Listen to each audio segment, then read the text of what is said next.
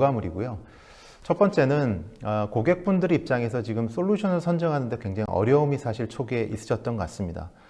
초기에 경험이 서로 없었기 때문에 솔루션사도 제안들이 있는데 제한이 있었고, 선택하시는 고객들의 입장에서도 비교하시는데 한계가 굉장히 있었던 것 같습니다. 그래서 솔루션끼리 어떤 기능이 굉장히 유사하다 보니까 특정 솔루션이 어디에 어울리는 것인지, 나한테 어울리는 건지, 차이가 뭔지에 대한 어떤 가이드가 없었던 것 같습니다.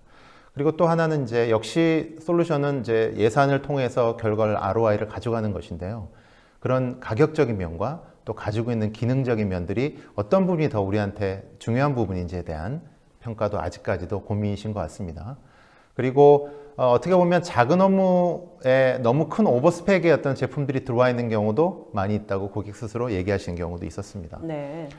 두 번째는 역시 이제 비용적인 부분이 가장 요즘의 화두입니다. 그래서 특정 솔루션 같은 경우에는 초기에 도입 비용도 상당히 높았고요. 그리고 운영하는 비용 또한 매년 증가하는 부분이어서 대기업 경우에는 특히 더 고민이 많습니다. 전체적으로 RPA에 대한 효용성은 인정하고 계신데 그 부분을 확대하려고 했을 때 너무 많은 비용들이 예상이 되시기 때문에 이 부분이 우리 가이드라인이 맞는 건지에 대한 고민을 사실은 저한테도 많이 고민이 들려와서 제가 많은 미팅을 하고 있고요.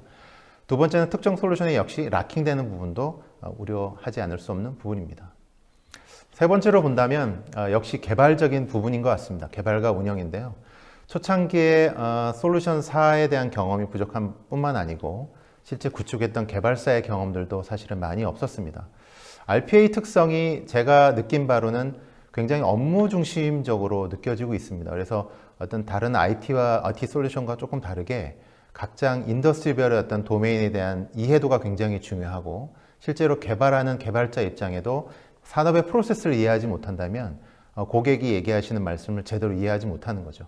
예를 들면 유통하는 분들, 프로세스를 하는 분께 제조 쪽을 하는 업체 개발사 경험 분들이 했을 때는 여러 가지 프로세스를 이해 못하는 그 시간이 소요되는 시간이 상당히 많이 있게 되더라고요. 두 번째는 이제 과제 발굴 자체를 어떻게 할지, 초기에는 몇 가지 단순한 것들을 과제 발굴을 하셨는데 그 다음 과제 발굴은 어떻게 되지? 그리고 과제를 실제로 사실 안 내놓으시는 것도 사실 있습니다. 그래서 그런 부분에 대한 부분을 내부적으로 해결해 가시는 부분에 굉장히 어려움을 갖고 계시고요. 지속적으로 유지보수 체계가 굉장히 사실 중요합니다. 그래서 운영적인 측면에서 지금 우리가 잘 운영하고 있는 건지, 에러가 나고 있는데 이 부분들을 어떻게 조치를 하고 있는지에 대한 고민이 상당히 많이 있으시고요. 확대됐을 때에 대한 염려가 많이 있으시죠.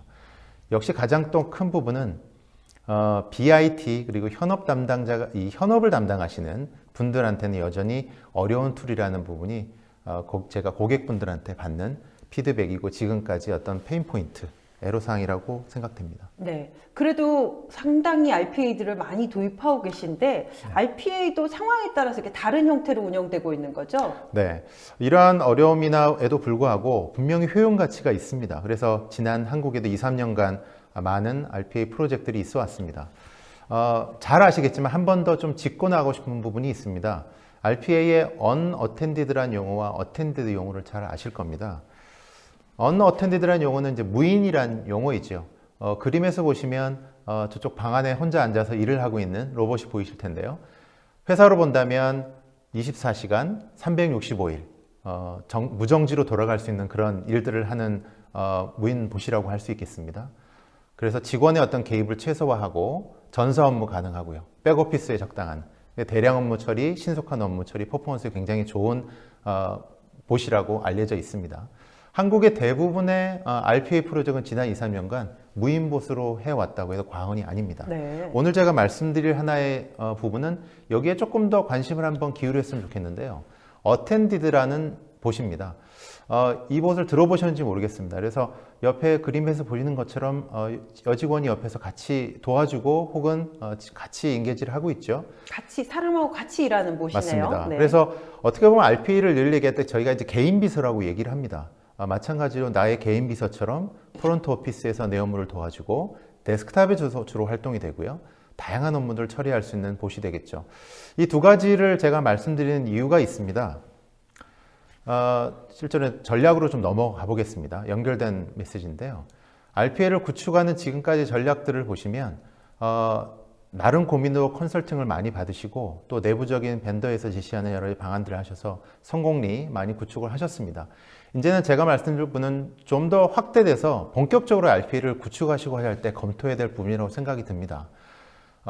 실제로 구축 방법의 첫 번째는 그 두 가지 방법론이 있습니다. 탑다운의 방식이고요. 그 다음에 버텀업이라고 써있는 두 가지 방법론이 되겠습니다. 탑다운과 바텀업의 각각의 장단점을 제가 한번 생각을 해봤는데요.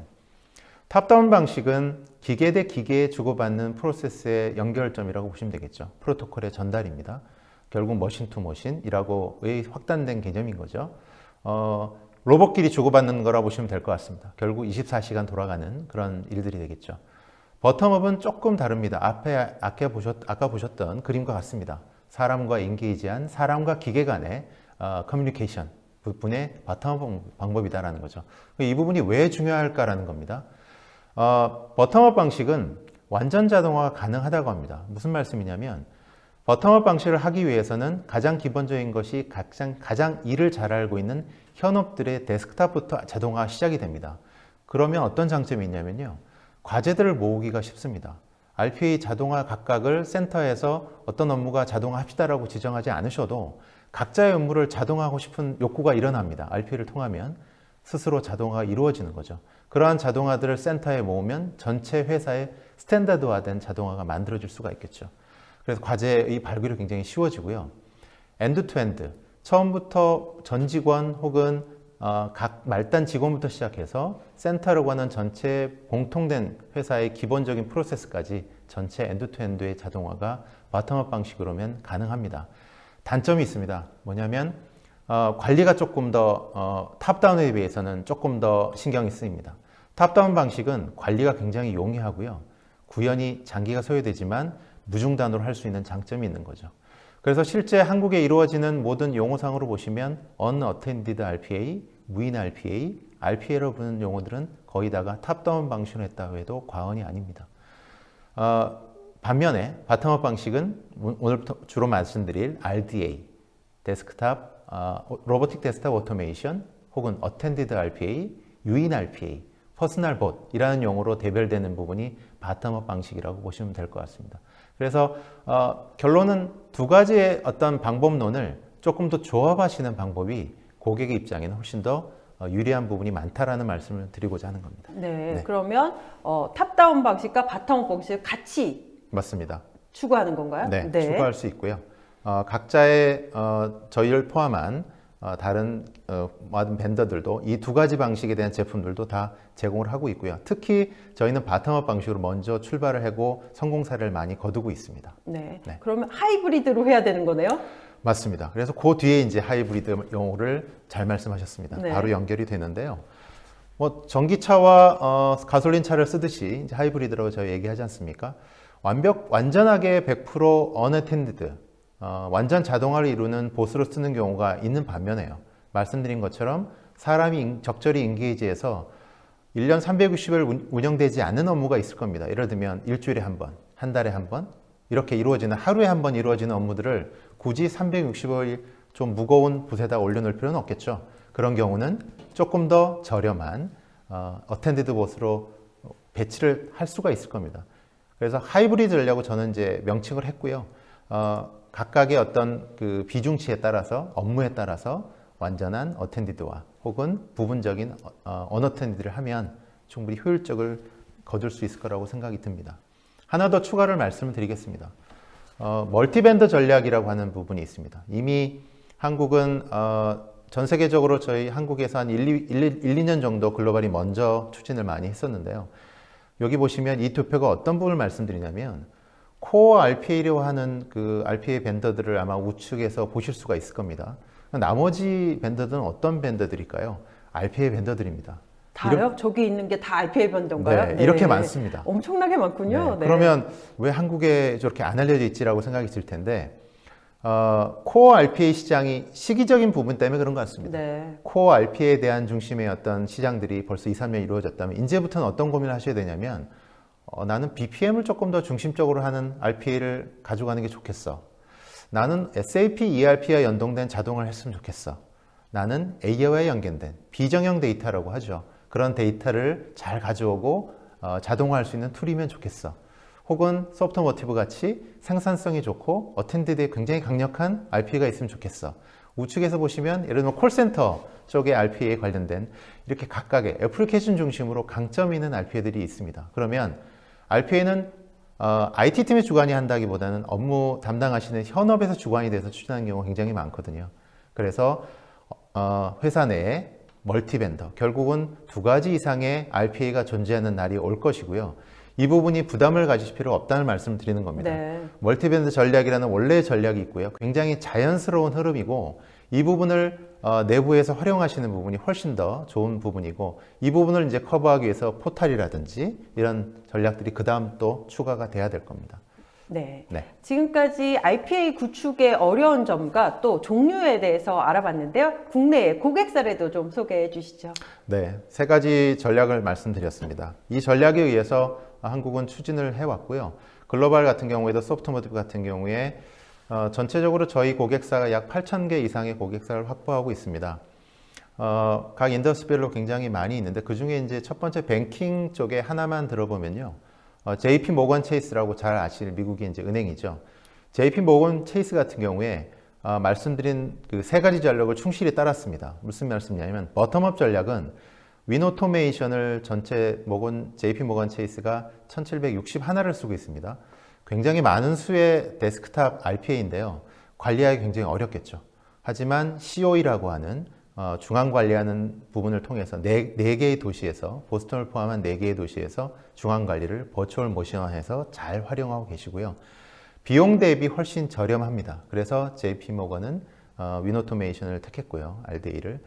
멀티벤더 채널 전략을 택했습니다. 센터에는 다른 저희와 경쟁사가 되는 제품을 쓰고 있고요. 네. 한 15% 정도, 나머지 85%를 말씀드린 윈오토메이션으로 전략을 쓰고 있습니다. 포탈을 통해서 관리를 하고 있고 충분히 가격 대비 효과적인 부분을 이루고 있어서 주기적으로 지금 현재도 JP모건은 저희 제품을 계속적으로 구매를 하고 있어서 말씀드린 그런 전략들이 통하는구나 라고 이해하시면 될 것 같습니다. 네. 또 오늘 웨비나 보시는 많은 분들이 한국 사례가 어떤 게 있는지 궁금해 하시거든요. 네, 한국에서 당연히 인재 들어와서 제대로 못하고 있을 거다라고 생각을 드실 텐데요. 조금 특이합니다. 소프트모티브는 제가 일을 하기 시작하기 전에 그리고 한국에 파트너가 있기 전에 고객이 먼저 선택했다고 할까요? 그런 솔루션입니다. 그래서 아까 말씀드린 윈오토메이션 부분은 왼쪽에서 보시는 KB국민, KB금융그룹에서 저희를 계열사 7개에 고루하게 도입해서 지금도 사용하고 계시고요. 버텀업 전략이라는 전략을 놀랍게도 2년 전에 선택을 하셔서 저희를 선택을 하셨습니다. 그래서 굉장히 놀라운 전략이었고 지금도 아마 비용 대비 효과로는 굉장히 잘 활용을 계신 걸로 알고 있습니다. 나머지 저희가 리테일 같은 분야는 롯데그룹에 저희가 표준으로 되어 있고요. 현재 한 20개 정도의 계열사에 리테일과 로지스틱스, 그 다음에 각 제조 분야의 고객사를 계속 완성해 가고 있고요. 한 가지 더 그 RPA 벤더들이 한국에 와서 잘하고 있는지를 확인할 길이 있습니다. 첫 번째는 제품이 프로젝트를 과연 몇 번이나 했는지를 그 어카운트를 가셔서 물어보시면 됩니다.